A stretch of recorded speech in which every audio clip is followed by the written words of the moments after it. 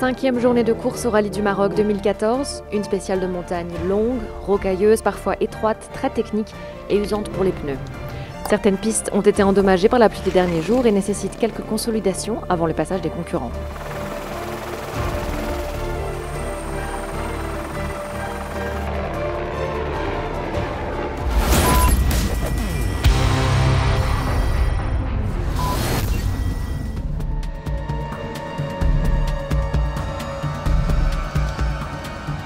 Coup dur pour Paolo Gonçalves et l'équipe moto Honda HRC.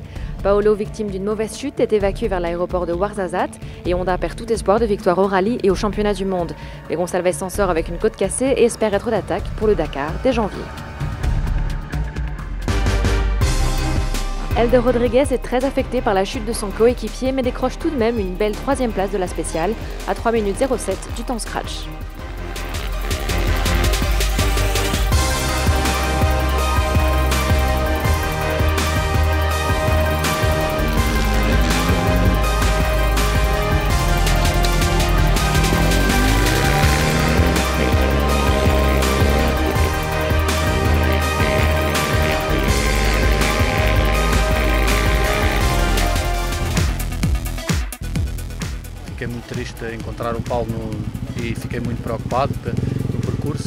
J'étais vraiment triste de voir Paulo ainsi, je me suis inquiété pour lui.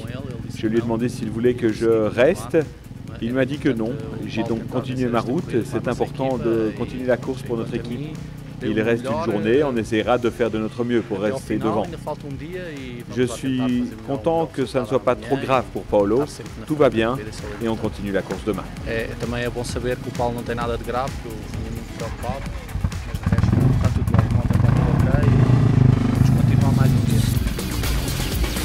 Superbe performance de Cherco sur cette 5e spéciale. Le pilote officiel Juan Pedrero Garcia s'en donne à cœur joie sur cette étape de montagne, taillée sur mesure pour sa moto franco-espagnole.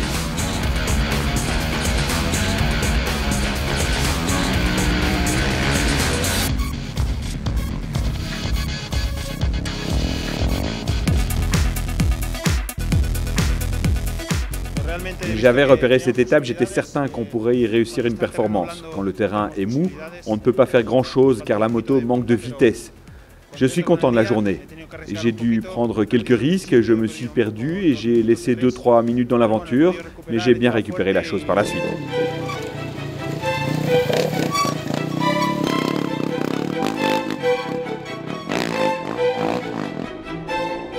Chez KTM, Marc Coma ne prend pas de risque. Il termine la spéciale en 7e position et conserve la tête du classement général. C'est Joan Barreda chez Honda qui décroche la victoire de spéciale. Après une pénalité de 30 minutes, Barreda ne joue plus pour la victoire et essaie de garder la tête froide.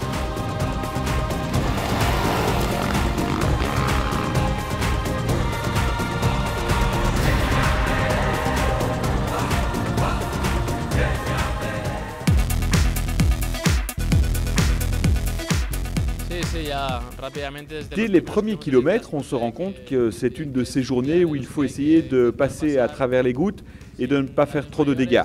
J'ai fait une petite erreur, mais ensuite j'ai maintenu un bon rythme tranquille et concentré. J'ai pu rattraper les autres en tête. C'est très bon pour le résultat final. La chute de Paulo, c'est vraiment pas de chance, car il était en très bonne place. Entre la pénalité que j'ai reçue l'autre jour et la chute de Paulo aujourd'hui, c'est vraiment dommage pour tout le team. Les kilomètres après l'avoir vu, c'était difficile de rester bien concentré. Mais l'important, c'est que Paulo n'a pas eu trop de dégâts, que pour lui, tout va bien. Il a gâché sa course, certes, mais je suis certain qu'il sera là pour le Dakar.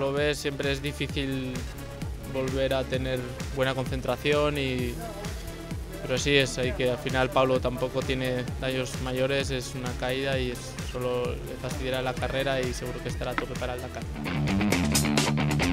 Au classement d'étape, on note aussi 3 motards KTM au pied du podium, Ruben Faria, Toby Price et Sam Sunderland. Marc Coma est toujours premier au classement général avec une confortable avance de 9 minutes 58 sur son coéquipier KTM Sam Sunderland. Chez Honda, Rodriguez et Barreda pointent à la 3e et 4e place. On n'oublie pas la catégorie des quads avec un Rafale Sonic en très grande forme qui a gagné toutes les spéciales depuis le début du rallye sans exception. Aujourd'hui encore, Sonic se régale sur cette spéciale pourtant très délicate.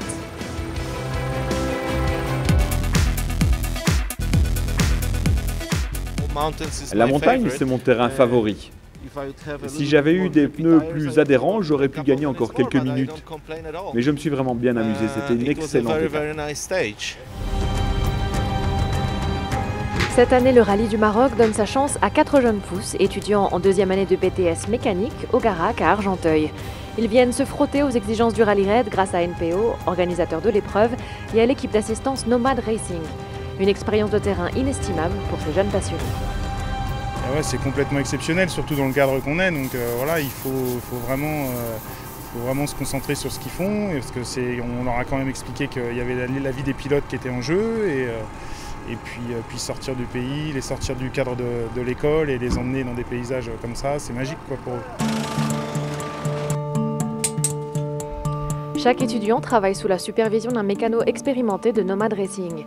Ils apprennent la rigueur, le système D et la satisfaction du travail bien fait. Déjà, dans l'atelier à Paris, ils n'ont pas la pression du résultat, parce qu'ils ont le temps. Là, il n'y a pas trop le temps de le faire. Il y a la pression du résultat quand même. Il faut que le véhicule soit impeccable. Et puis il fait chaud. Et puis il y a les complications d'être dans un parc d'assistance où il n'y a pas tous les outils, où il n'y a pas toutes les facilités. Donc voilà, il faut se débrouiller, apprendre le système D. Donc voilà, c'est ce qu'ils sont venus découvrir. Voilà. Ah oui, quand on voit le pilote qui est arrivé la veille avec sa moto, qui avait pas mal de soucis, puis qui arrive, qui est content de retrouver sa machine réparée, nettoyée, et qui repart avec le sourire jusqu'aux oreilles, oui, c'est sûr que ça fait plaisir, c'est la récompense. Cédric est un véritable mordu de sport mécanique. Pour lui, le rallye du Maroc est un véritable rêve éveillé qui aura sans doute un impact déterminant sur ses études et sa carrière.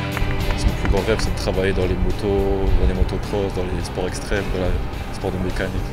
C'est comme je m'y attendais. Franchement, c'est formidable, c'est une expérience extraordinaire. On a de grandes chances d'être ici, parce que c'est pas souvent que les écoles peuvent réaliser de tels projets.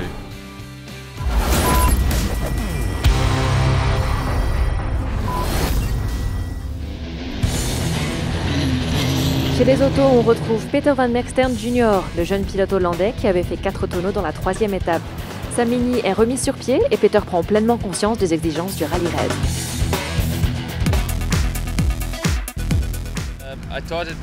Honnêtement, pour moi qui viens du rallye WRC, je pensais que ça serait plus facile de piloter ici.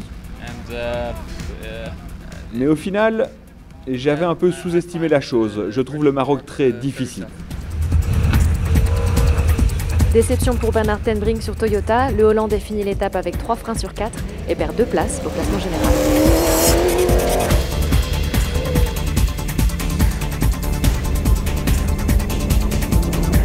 Nani Roma est très loin au classement général mais signe une belle 3e place sur cette étape. À l'arrivée, les pneus de sa Mini sont en piteux état, tout comme ceux de l'Argentin Orlando Terranova qui termine 2e de la spéciale après une crevaison au tout début de l'étape. Demain, tout peut encore changer pendant la dernière étape. Terranova n'est qu'à 1 minute 15 de Nasser Al-Attiyah au classement général. Spécial hyper difficile.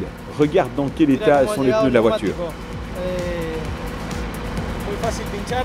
J'ai crevé 3 km après le départ. C'était incroyable. J'ai mal pris un virage et du coup le pneu a éclaté. Au final, tout va bien. La journée était relativement bonne et demain, on ne va pas laisser Nasser tranquille. Je peux vous le garantir. On va augmenter la pression. Hier, Giniel de Villiers sur Toyota avait passé une mauvaise journée avec une direction assistée défaillante. Sur cette 5e spéciale, il vole jusqu'à la ligne d'arrivée et signe le temps scratch 302 km en 3h51. Avec l'expérience d'autres éditions, je savais que cette étape serait redoutable pour les pneus. J'ai senti d'ailleurs qu'ils étaient complètement lisses. J'espérais avant tout ne pas crever. C'était un gros risque dans ce genre de situation. Et au final, on a eu de la chance. Au classement de cette 5e étape, Nasser Al-Attiyah pointe à la 4e place, suivi par Vladimir Vassiliev et Lucio Alvarez sur Toyota. Au classement général, Ten Brink laisse la 3e place à Eric Van Loon et Vassiliev est en 4e position.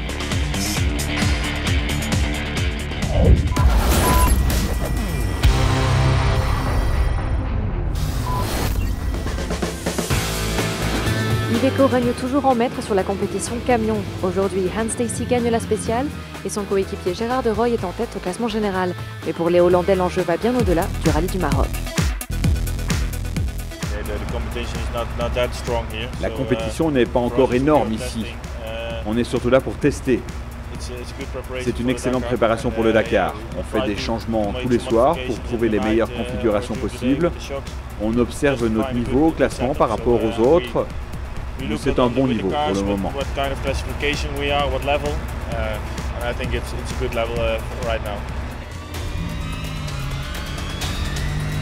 Il reste encore une spéciale de 113 km pour départager les pilotes en tête du classement dans toutes les catégories avant le grand final à Marrakech.